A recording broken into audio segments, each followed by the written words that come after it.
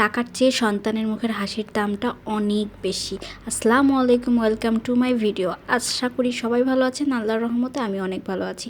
যেহেতু আমরা পাবনাতে থাকি, তো সেখানে ইনডোর গেমস হিসেবে বাচ্চাদের কিছু নেই। আমি ঢাকাতে আসছি আজ কয়েকদিন যাবত একটু বেড়াতে। তো আমার মেয়ে অনেক দিন থেকে বাবুল্যান্ড বাবুল্যান্ড বলে পাগল করে।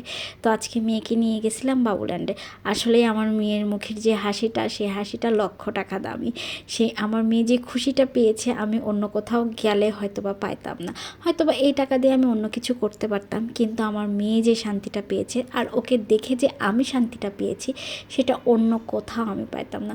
ও যে এনজয়টা করেছে যতক্ষণ সময়, আমার কাছে তো খুবই ভালো লেগেছে। আসলে আমাদের ঈশ্বরদীর মধ্যে এরকম কোনো প্লেস নেই।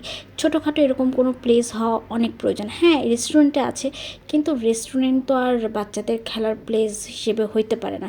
বাচ্চাকে খাওয়াইতে গেলে রেস্টুরেন্টে খেলার জায়গাটা পড়ে, সেটা ভালো না। এরকম ইনডোর যদি খেলার কোনো প্ল্যান আমাদের ঈশ্বরদীতে থাকতো, তাহলে অনেক ভালো হতো। যারা আমরা ঈশ্বরদীবাসী, অবশ্যই সেটা তারা বুঝতে পারবো। ঢাকাতে নিয়ে আসাই তো বাবুল্যান্ড বাবুল্যান্ড বলাতে নিয়ে গেছি। আমার মেয়ে খুবই মজা পেয়েছে, আর জায়গাটা আমারও ভালো লাগছে, খারাপ লাগে না একদম। খুবই সুন্দর বাচ্চাদের জন্য সময় কাটানো। যেহেতু শহরের বাড়িতে মানুষের খেলার জায়গা নেই, সেহেতু বাচ্চাদের একটু এনজয়মেন্ট অনেক ভালো লাগছে। আর আমার মেয়ে খুশি, তো আমিও খুশি। আসসালামু আলাইকুম, সবাই ভালো থাকবেন, আমাদের জন্য সবাই দোয়া করবেন।